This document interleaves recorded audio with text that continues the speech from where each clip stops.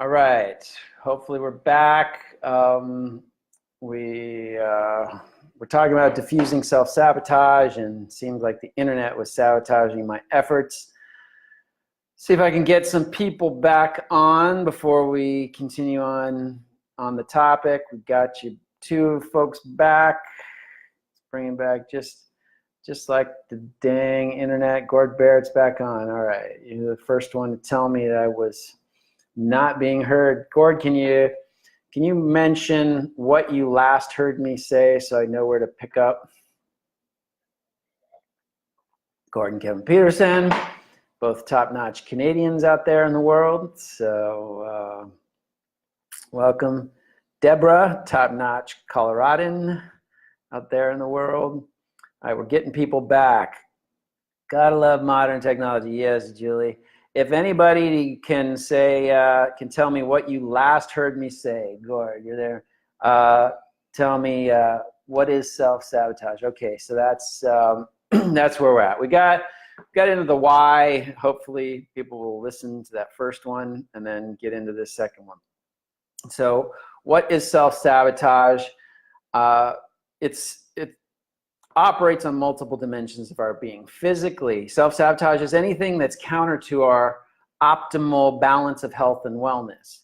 So physical wellness is pretty much a black and white thing. You're either promoting your health with something you're doing, or it's detracting from your health. And anything that's detracting from your health, if done, sometimes things are just done for fun and they're maybe not the healthiest.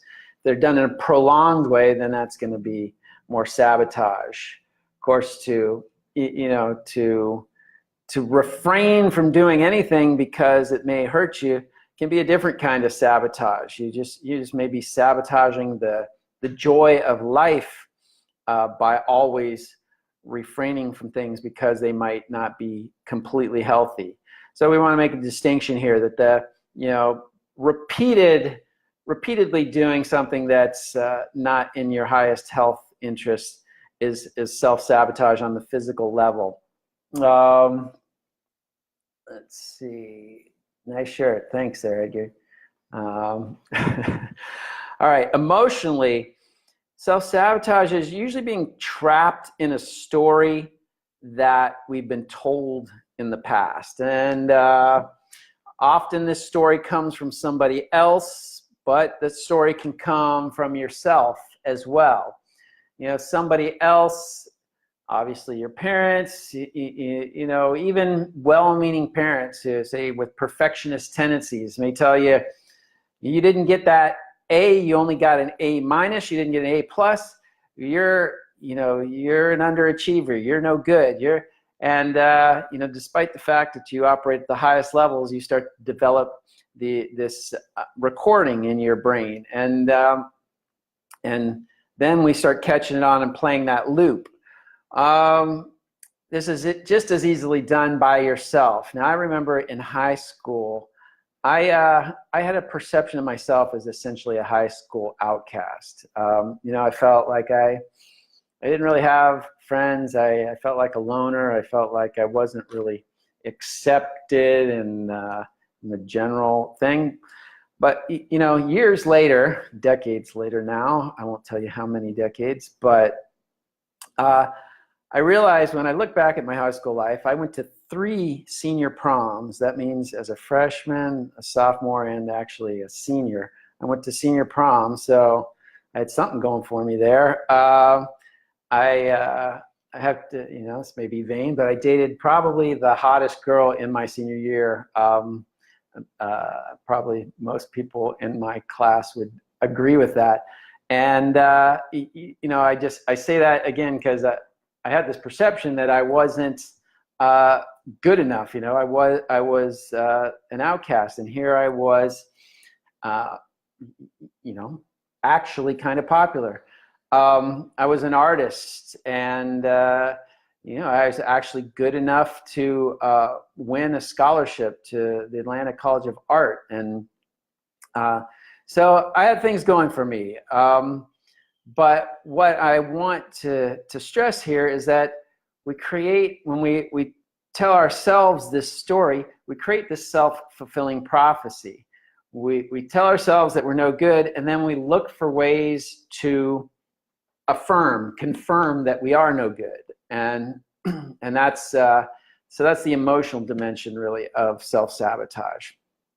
And I think really what self-sabotage is a spiritual issue. And I would posit, if you know me and you've been with me before, you know that all my perceptions are shaped by the time that I spent in the ashram, in the monastic life, really living a God-centered existence and seeking the highest purposes of life, that everything is ultimately a spiritual issue. And the issue of self-sabotage is just ignorance, or having forgotten yourself in your supreme state, your supreme state as a child of God, as a child of the light that has, you know, the full effulgence of creation moving through you.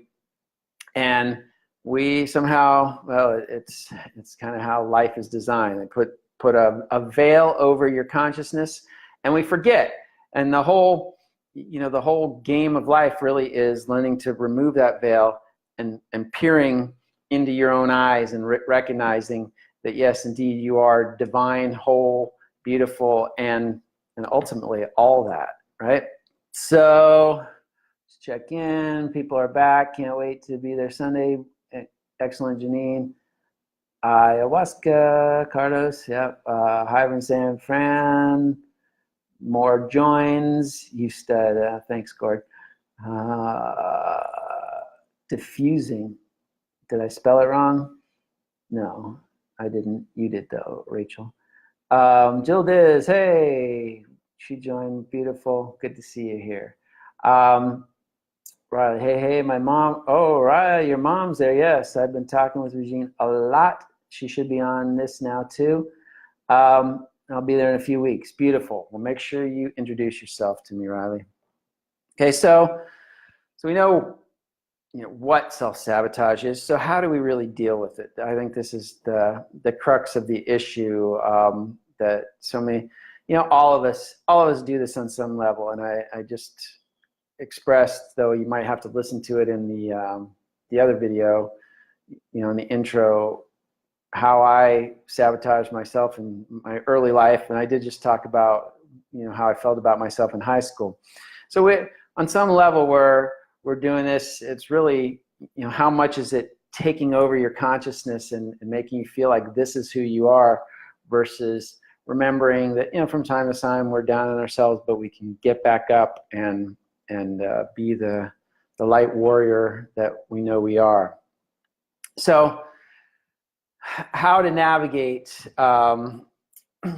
self-sabotage based on what we know now.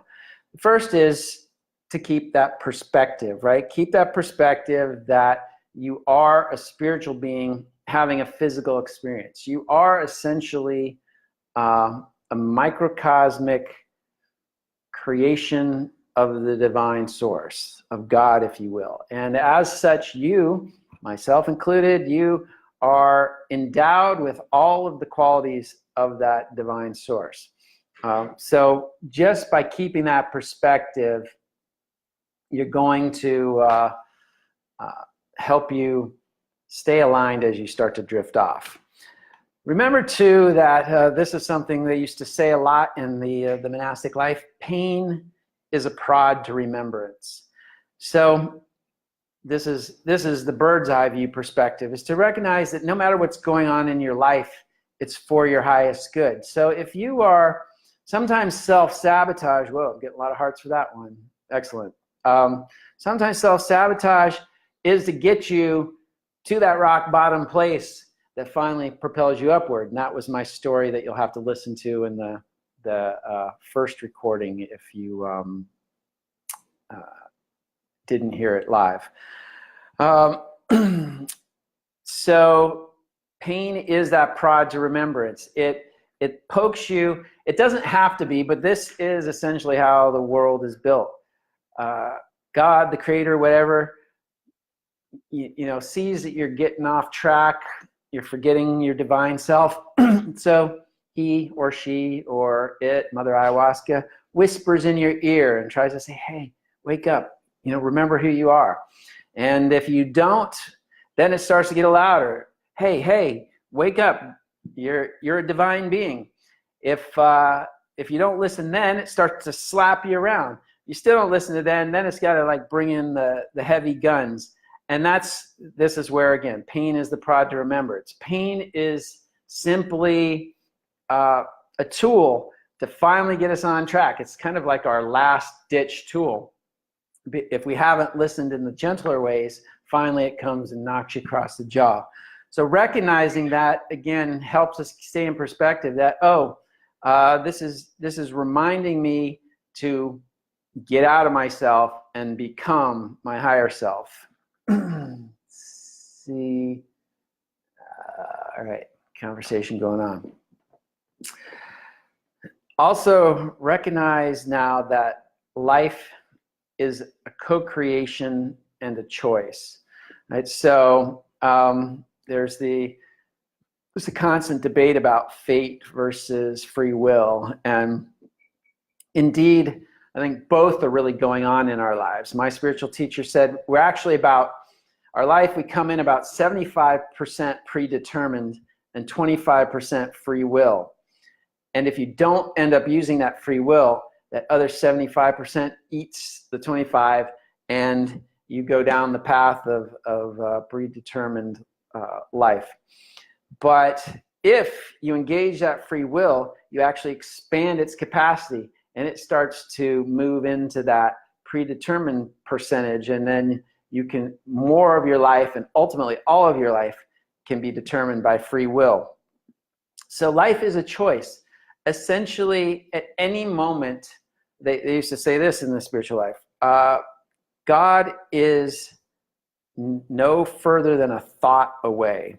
So you could replace God with anything. Happiness is no further than a thought away. You're just happening to be thinking a sad thought or an anxious thought or an angry thought right now.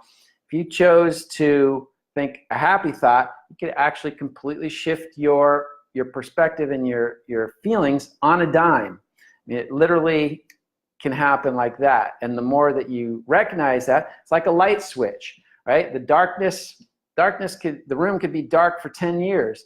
You come in, you flip that switch, it's immediately light. And so this is how our mind's working. No matter how long your mind's been in the darkness of self-sabotage, you could flip that switch at any moment and bring it into the light.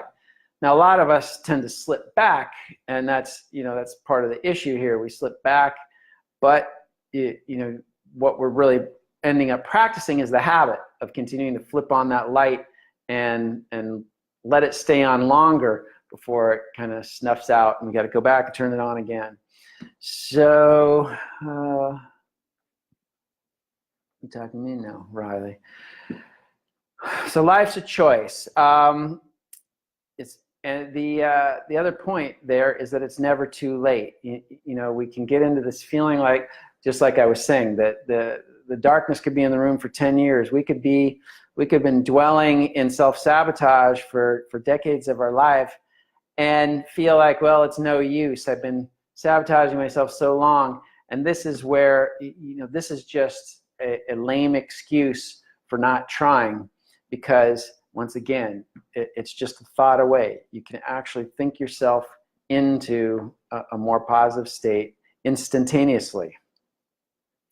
So here's some steps, some quality tools to really help you along this line, keeping that perspective and then working towards actually shifting your perspective from self-sabotage to a more wholesome view and respect for who you are.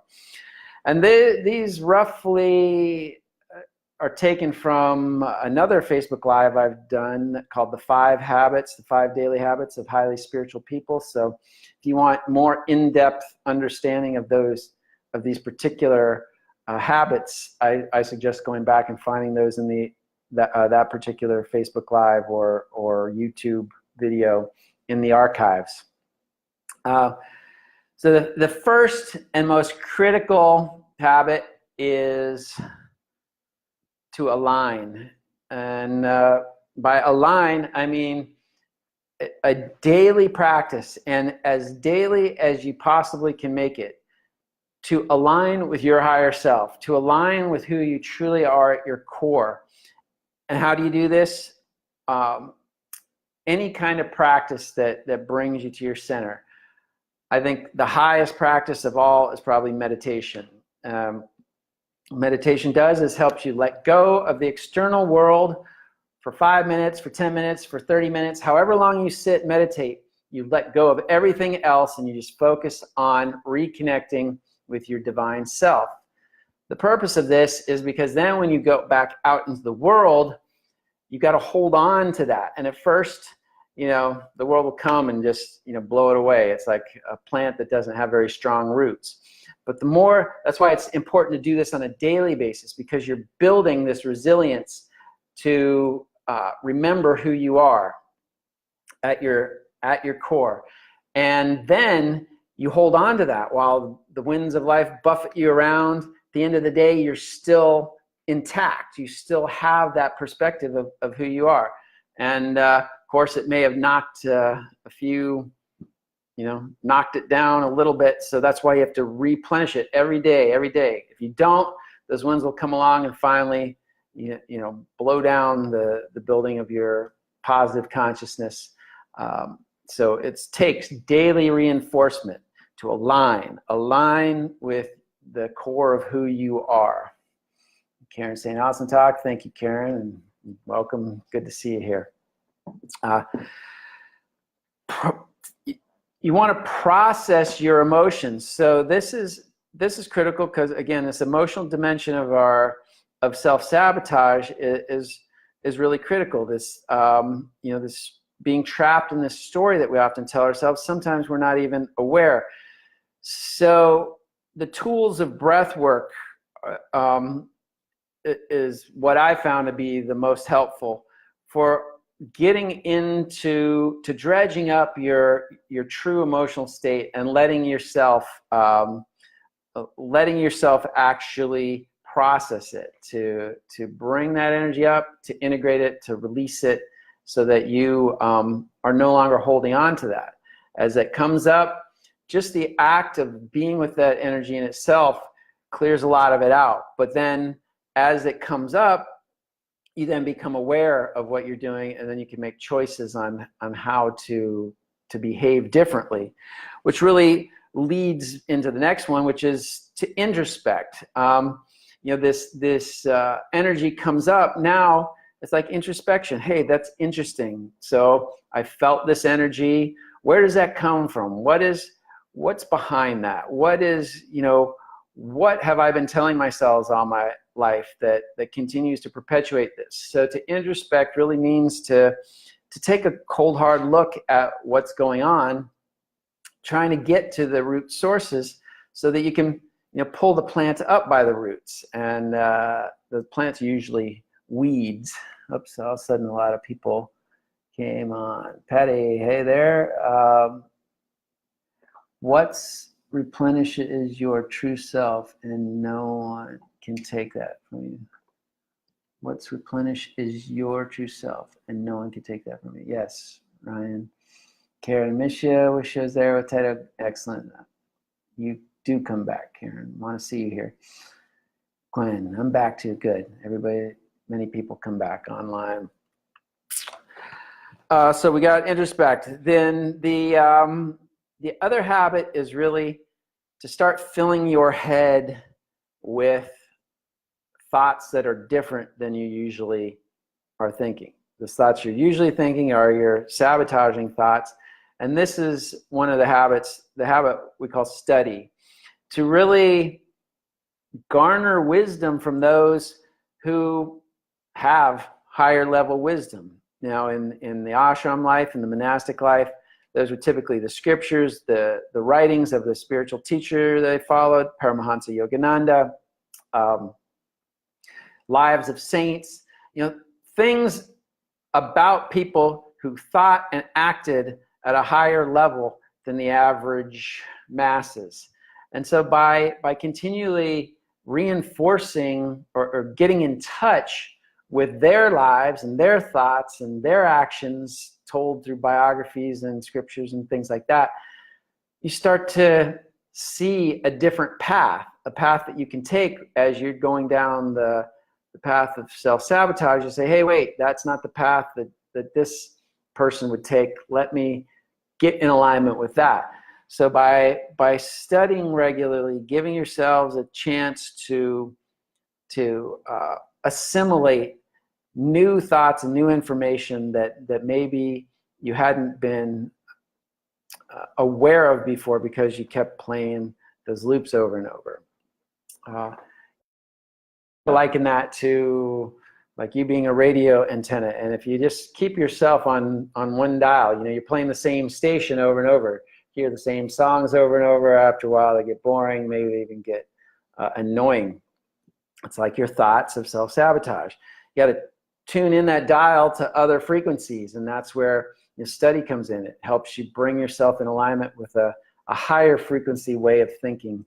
And then, again, you use your introspection to say, how can my life match the life of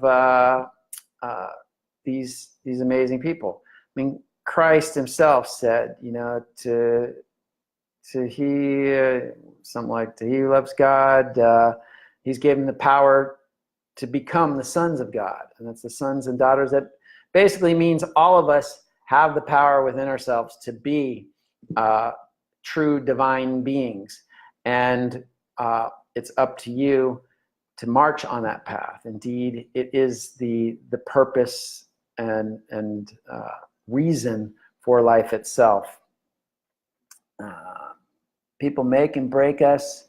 None of it is negative. You make your own love. Exactly. Which, one of those things, love is such, thinking about this just this morning. Love is renewable energy, right? The more you give, the more it seems to stimulate more love. And that's the great thing. You can power this world on love. They talk about free energy machines and how you can get something from nothing. And that's essentially the essence of love. It's the more you give, the more that seems to be there to give. And the more that you plant those seeds of love, the more it sprouts up in others, that then starts this very upward spiral of life. So thanks for that. I sometimes say to myself, what would Mooji do? Yes, and Mooji's a guru who's got, this, I think you're referring to sort of the study aspect of things, study and introspection. So you'd be studying Mooji and the life and how they conduct themselves, and then you inspect what would Mooji do? How can I do what Mooji would do? All right. And people make, you make your own love, and that's what we just talked about. Good. So study. Another important element is exercise, physical exercise. So this is really critical, because take care of your physical health. It's amazing how much your physical health tweaks your mental and emotional health. And the worse physical health you're in, the more mental and emotional strain you put yourself under. And it can then just be this downward spiral. So physical health promotes happiness. And the happier you are, the more motivated you are to stay physically healthy. And the more you stay physically healthy, the more happy you are. So this is an upward spiral that's going on. Remember, it's like that light switch. You can go spiral down the tubes, or you can flip the switch and spiral up. Everything that we do reinforces the whole. So if you're thinking these negative thoughts, it's going to reinforce negative feelings, and those negative feelings are going to create negative thoughts. The reverse is true. The positive thoughts, the positive health practices of exercise and diet and all that, make you happier. The happier makes you want to be healthier. Healthier makes you happier, right up to the top. All right. So the last point to make that I have for you as far as tools to basically get you out of self-sabotage is to get out of yourself. And how do you get out of yourself? Through service. And service, I dare say, is, besides finding our own purpose, serving the rest of mankind and womankind and being kind, animals and birds and all the, service to the world. What service does is get you out of your thinking about yourself. So self-sabotage is largely just a very narcissistic process, really, because we just get wrapped up in who we are, and not even who we are, but our, again, negative ideas of who we are, and we just sit there dwelling on that, when there's a whole world that's asking for us to step up and help. And by stepping up and helping, whether that's just helping a little old lady across the street, or paying it forward at Starbucks and giving somebody, paying for their coffee behind you, or getting in there and building houses, or serving at a soup kitchen, or working on some charity project, or just doing whatever you're doing, but doing it from a perspective of how can I contribute the most to making life better for the people around me, doing what I'm doing, versus how can I get the most money or the most fame or the most attention out of what I'm doing. So serving takes you out of your own mind and puts you into helping others, which puts you in harmony, again, with the essential purpose of life itself. And once you're in harmony with that vibration of life, that vibration of life uplifts you, and you are, then you're supporting it, it's supporting you. Once again, we're going up that spiral. That's where I've been in the swing, let's see, in the swirling vortex of yuck berries, Julie. I just got the nudge to go to the gym, and that's where I'm going this week. I miss it so much. It's keeping the habit. That's right, Julie. So, one gym experience at a time, but don't think too far forward. If you miss a day, once again, you miss a day, it doesn't mean that the whole thing is lost. It means you have an opportunity to go the next day. And I just went to the gym today, so feeling strong. And I can say too, with my gym experience, that I've experienced this upward spiral. The more that I go now, the more I want to go. And our bodies indeed need movement. They need exercise. They need to be, like a dog or a horse needs to be run. We essentially need that. And by and large, our lifestyle has been very sedentary. And I've noticed when I did get more sedentary after being very active, that the first thing that happens is that your body feels uncomfortable because it's urging you back into action. And you say you feel uncomfortable, you feel pains, you feel aches, all this stuff. Again, it's the body prodding you. That pain is the prod to remember. It's, hey, get out there and move. I need you to move. If you ignore that, then the pains start to develop into chronic conditions where then, your muscles start to atrophy, and you pull something, or you hurt something, and then you're dealing with more long-term issues. So again, get out there and move. Amanda, I just had a friend coworker gift me almost $5,000 because car needed a new engine. Paying it forward from that act of love is going to happen every chance I get. Beautiful, Amanda. Great story. And that's yes, the spiral is so beautiful as you recognize. And that's the kind of thing too, I think, when you start to get into this positive mind frame, there's a thing called the law of precession, which basically is the unintended consequences of taking action.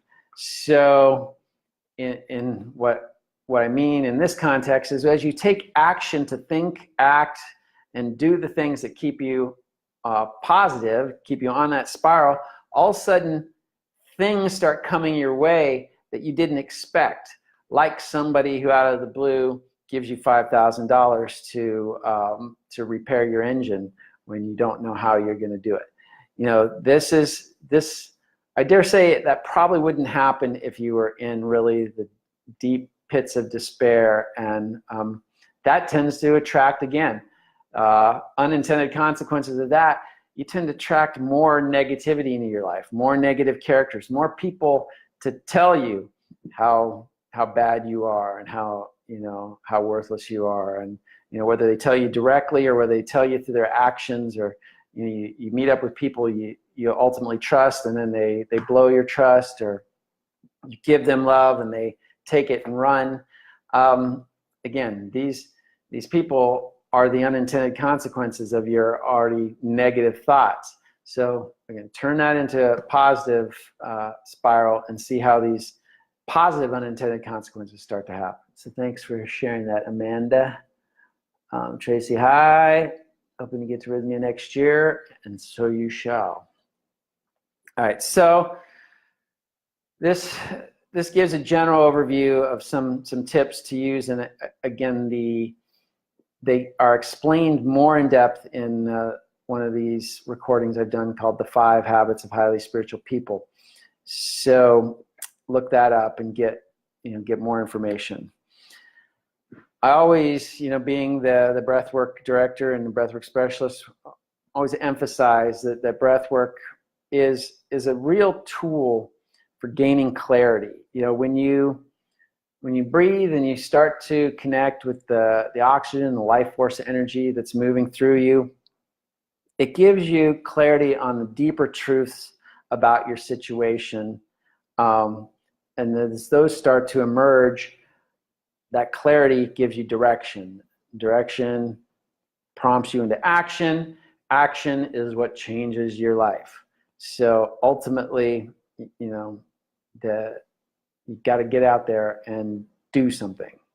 Even if doing something is changing your thoughts, but that usually, again, was just talking with somebody today about like life doesn't really change until you do something about it. You can think all the thoughts you want, but until you actually bring it into physical manifestation, it really doesn't exist. It's all still just a figment of your mind. So Tracy, the body was meant to move. Yeah, Nikki, good. Lenny, hey, good to see you. Ryan, I have crazy breathing. Well, you might want to come to Rythmia then and work the breath, or come to my breathwork seminar coming up in August. If you want to, it's a good time to say if you want to know more about me or anything I'm doing or anything at Rythmia.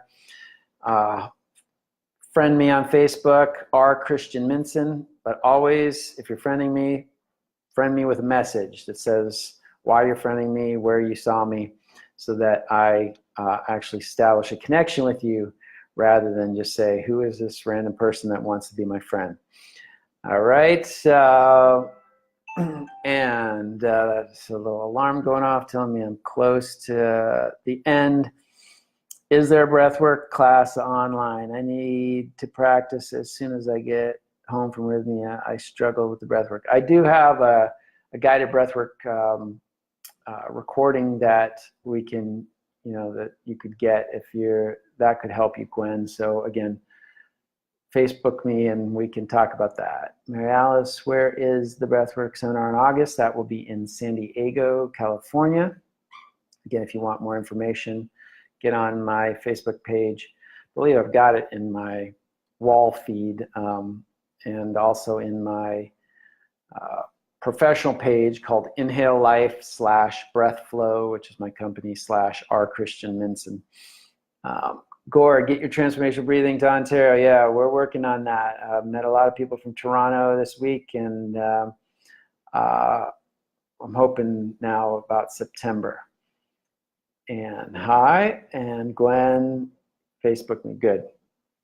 All right, so use breathwork, use programs like Rythmia, these deeper retreats to help you. These are designed also to be intensive shortcuts to get you to the same place that all of these steps are designed to. So you can come in, get an intensive clearing, then go home and you can work these different habits a lot easier. So take these steps, watch and as you do, watch how your attitude starts to change, how you become happier, how you become less affected by the winds that try to buffet you into unhappiness. The more happy you are, makes you change. That positive spiral continues to work versus the negative spiral. It's all your choice. Remember, flip the switch to positive. If you find yourself going negative, you're just a thought away from starting that trend back upwards. I'm not going to mince words. It takes effort. It takes a resolve, but that's where, again, remember your perspective. You are a divine being, and anything less is, accepting anything less is going to constantly poke you in the side like a thorn, because it's just trying to wake you up and tell you you're thinking wrong, get back on track, and remember how divine you really are. So with that, thank you. Thank you to those who are saying thank you to me. Do you host the online breathwork? I do online private sessions. I'm currently not doing an online group session, but again, Facebook me and we could talk about that a little bit more, Nikki. So with that, I'm R. Christian Minson here, Rythmia Life Advancement Center this week, coming at you. I'm going to depart now. I hope this was a helpful topic. Really great questions, really great comments.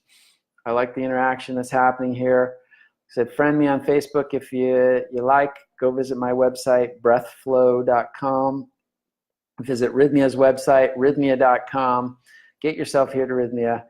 The most fantastic life transformational experience you will ever have, reported by at least 97% of the people that come here. All right, with that, we're over and out. See you soon. R. Christian Minson, signing off.